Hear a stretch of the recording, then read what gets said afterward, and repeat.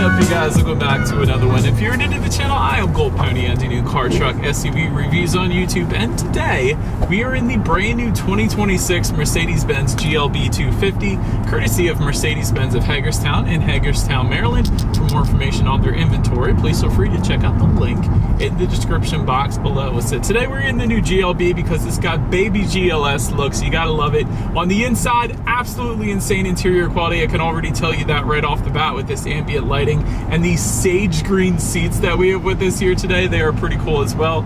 And there's actually plenty of changes for 2026, including a substantially lower price for this year as well, believe it or not, which you never hear me say, unfortunately. But ultimately in this video, we will be testing out and going over everything about this one, from acceleration to braking, steering feel, ride quality, sound system, exhaust clip, all that fun stuff. So having said all of that, what do you guys say? Let's just go ahead and jump right into it. And as always, let's start with pricing. So there's essentially two different configurations for the GLB 250.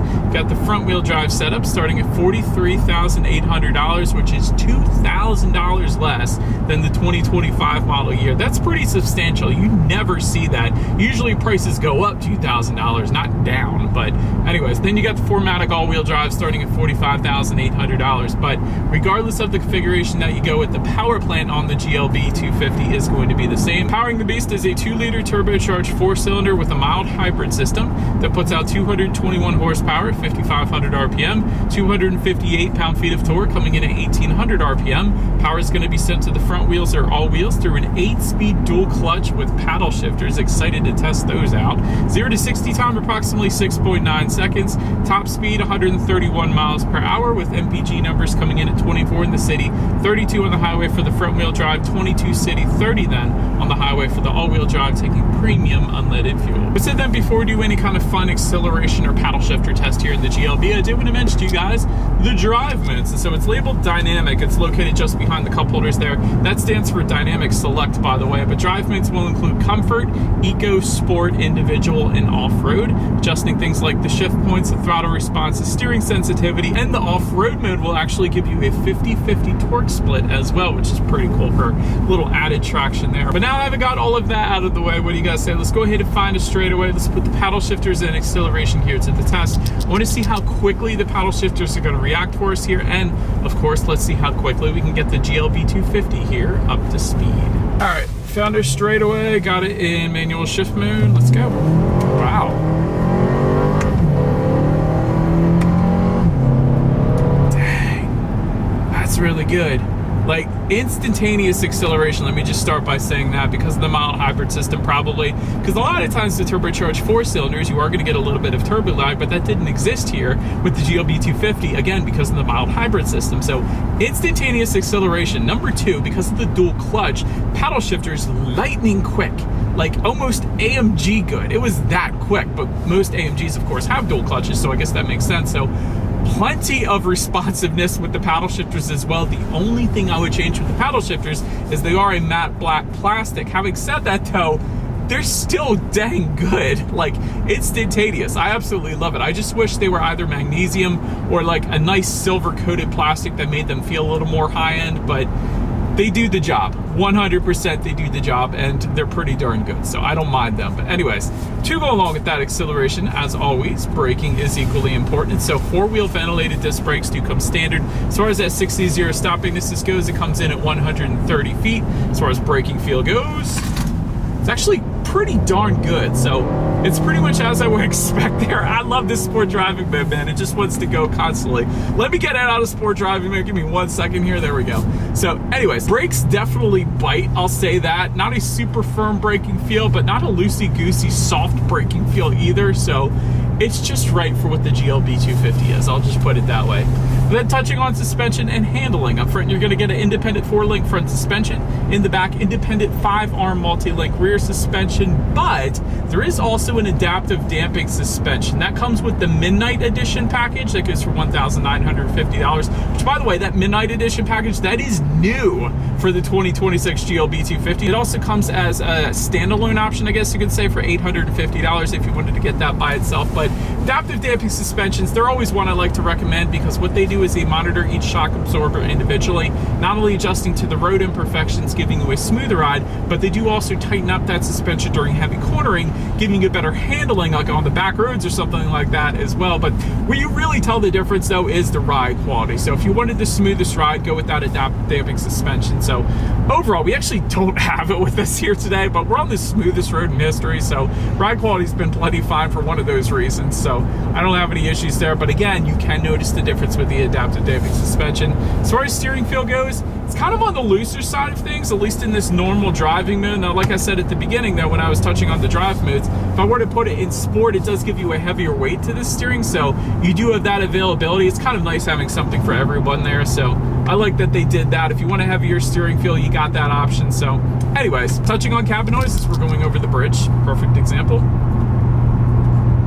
It's okay, I don't mind it. It's nothing that would personally bother me, so cabin noise is perfectly fine there. Touching on rear visibility, I need to do something with that rear window wiper because there's all kinds of rain back there, but other than that, I can see pretty darn good. Now, there is a little headrest, a mini headrest in the center rear seats there that's popped up. That's kind of distracting, but other than that, I can see perfectly fine on my rear view mirror there. The other thing is with forward visibility, rain sensing windshield wipers do come standard, so you got to appreciate that. Whenever this thing detects any kind of mist or rainfall, like it's kind of doing right now, it's going to automatically turn on the windshield wipers for you, so that's kind of cool.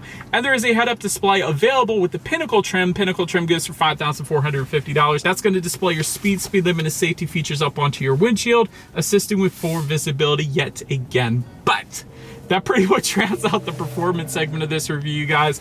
Let's now go find a cool spot in like the woods or something, and let's check out the exterior now of our brand new 2026 Mercedes-Benz GLB 250. All right, so here she is, you guys, the new 2026 Mercedes-Benz GLB 250, finished in mountain gray metallic, which by the way is a $750 paint option if you like it, but did want to mention our exterior color, of course. But as always, let's go ahead and start with where the GLB is made. Taking a look at the VIN, first character is the letter W, indicating that this one is built and assembled in Germany, as it should be. But starting up front, you're going to get that 4-bar GLS style front grille. To the sides, LED headlights with LED daytime running lights. Get the automatic feature with those headlights. You also get automatic high beams, meaning if you have your high beams on at night and it senses a vehicle coming in the opposite direction, it's going to automatically dim them back to low beams. And when that vehicle is gone, it's going to automatically bounce it back up to high beams for you there. So that is pretty cool.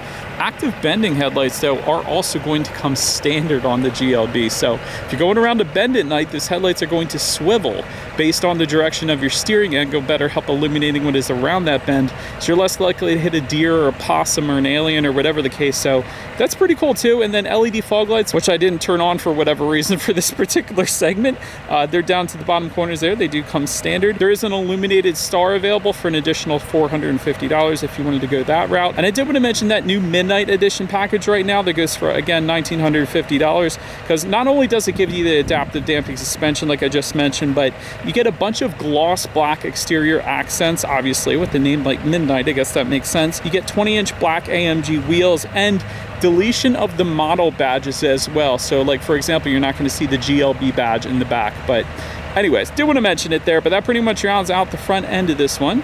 Let's now go ahead and swing around to the side. All right, so now since we are around to the side of the GLB, aluminum roof rails do come standard up top there. Rear privacy glass also coming standard, along with chrome window surrounds. Taking a look at the side mirrors, they are body-colored power adjustable side mirrors. They will be heated with LED integrated turn signals. And then taking a look down at the wheel setup, 18-inch alloys do come standard. However, there is a new AMG line light package that goes for $0. Yes, a $0 option. That's pretty cool. And that actually gives you 19-inch AMG double 5-spoke alloys. That's probably an option I would go with, because that double 5-spoke design is something that Mercedes and AMG has been using for quite a while now. It's instantly recognizable and it's a pretty darn good look. So I would recommend that one. But anyways, that pretty much rounds out the side profile. Let's now go ahead and swing around to the back. All right, so now since we are around to the back of the GLB, starting all the way to the top, I wanted to mention this. There's no shark fin antenna. It's such a clean look with Mercedes. You gotta appreciate that. Rear spoiler with an integrated brake light, of course. Rear window wiper affixed to the rear glass. You do have LED taillights coming standard across the board. You gotta appreciate that. And then just below it all, this is the part I don't really like. You have dual exhaust exhaust outlets integrated into the rear bumper, it looks like. However, the exhaust is actually filled in with plastic. The real exhaust, it is dual exhaust, but it's tucked away underneath, so it doesn't actually come out where you'd think it would come out, but anyways, you get the point. And I do believe you guys know what we have to do next here. As always, here is that exhaust clip.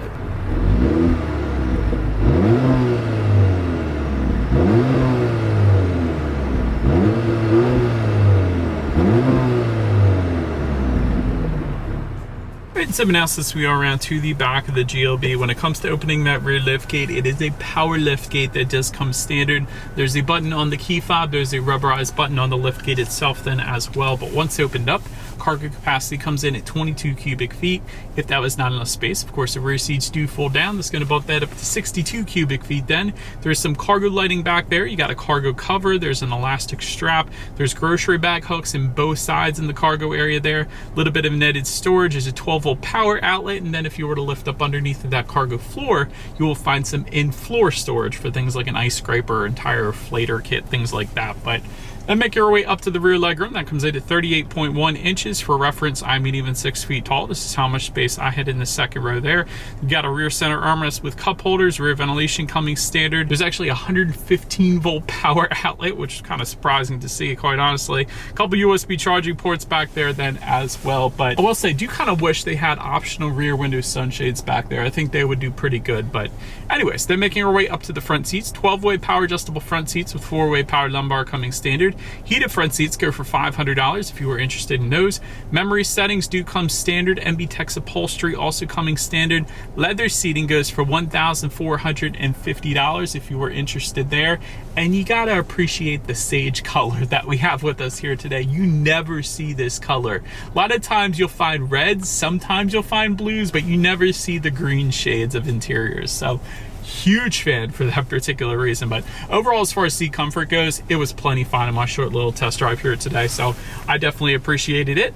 But then taking a look at the steering wheel, it is tilt and telescoping. It is going to be leather wrapped, and then a heated steering wheel goes for $450. We have that option. Having said that, that option was $250 last year, so there is a little bit of a price difference there, but I do appreciate the heated steering wheel though. But then make your way to the startup. Let me start by showing you guys the key here. All of your buttons are located on one side of the key. It's a very heavy duty key. I like that as well. Got lock, unlock, and that button to pop the rear tailgate there. But ultimately, it is all keyless entry with the push button start. So all I'm going to do here is simply pump my foot on the brake and press that engine start button located just to the left of the center air vents there. And so once started up, when it comes to the gauges, you guys are looking at a 10.25 inch digital gauge cluster, and Mercedes-Benz, they do gauges better than everybody. Here's why. There's a home button on the left-hand side of the steering wheel. If you press that, you have a bunch of different options, a bunch of different loadouts that you can display up there. There's understated, there's sport, there's classic, and there's off-road, and it completely changes the look up there.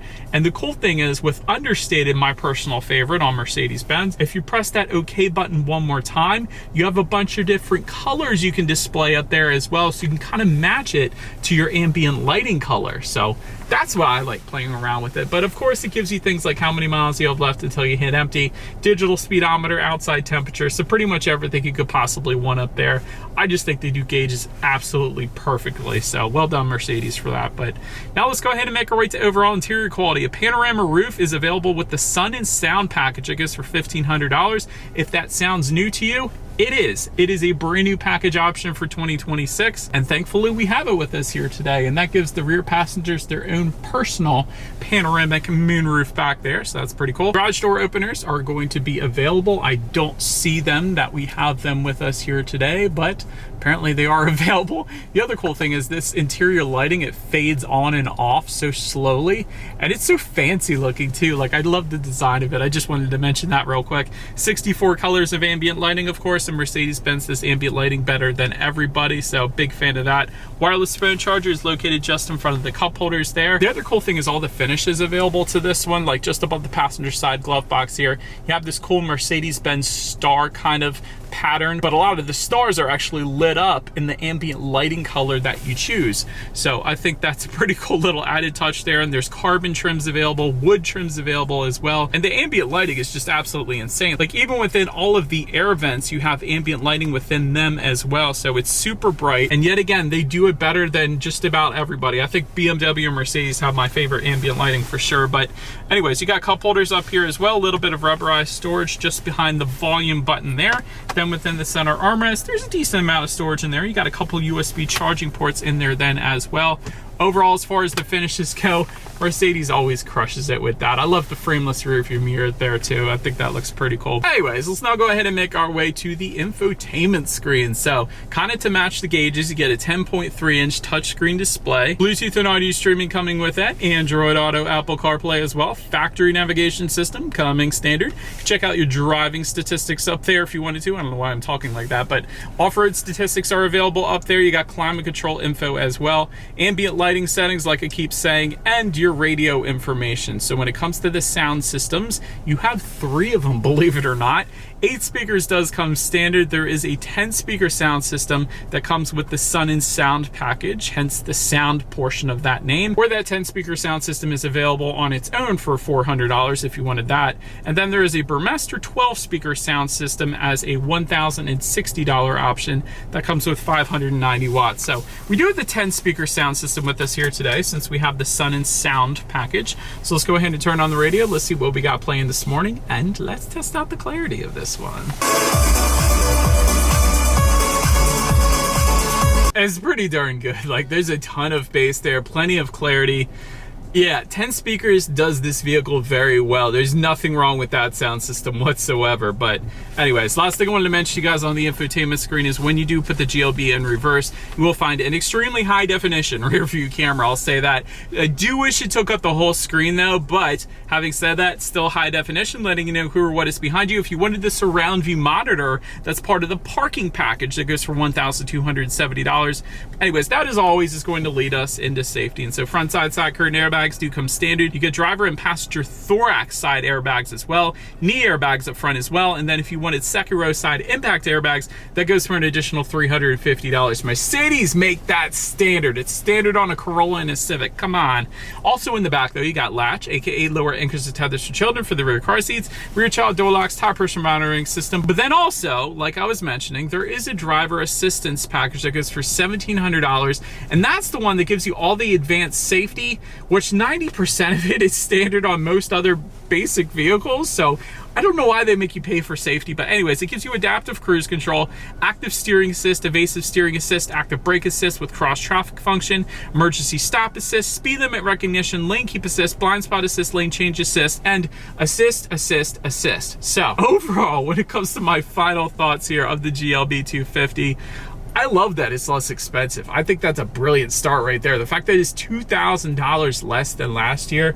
Most vehicles with inflation right now, it's substantially more expensive, but this one's less, so I gotta appreciate that. And you get free options here and there too, so kind of cool. Great interior quality as well. I love the sage green color, because it's kind of like a sage gray. I'll call it a sage gray color on the inside here. Looks absolutely amazing. Love the ambient lighting, love the fade on and off interior lights and all that fun stuff. Very good driving dynamics as well, especially with that transmission, the paddle shifters, the acceleration, like everything's very much so on point in the available adaptive damping suspension. So now room for improvement here with the GLB. This thing can get very pricey very quick, and that's a Mercedes-Benz thing. Although it's better than last year, like I said, less expensive, but there's a lot of options still. So it's a good thing in the fact that you can make it your own, but it's a bad thing in the fact that it does get pricey kind of quick. Even with the paint, it's like $750 for this color. I'm just saying. Second thing, safety should come standard. Like I said, most of that safety does come standard on Kias and Hondas and Toyotas and things like that. And lastly, I wanted to mention, I don't know what the reliability is like on this thing, but Germans don't really have the best kind of reputation for reliability, but maybe this is the exception. I don't know, but just keep that in the back of your mind. Maybe an extended warranty would be beneficial if you're getting a GLB. I'm just saying. But anyways, let me know what you guys think of this one, and if you would buy a GLB 250 in the comment section below. That's about it for this one, you guys. Thank you so much for watching. Feel free to follow me on social media stuff if you wanted to see what's coming next on the channel before it gets to YouTube. Be sure to hit the subscribe with the bell notification button if you're into new car reviews. That is what I've been doing here for 11 years now. Do appreciate you guys watching more than you know, and I will see you guys in the next video. Hello. Go away. No, I knew you were gonna pop up. I knew you would. No, I don't. For you? No, please go away. I'm sorry. Can you say that again, please? Go away. You speak whale? I'm sorry, but That was annoying.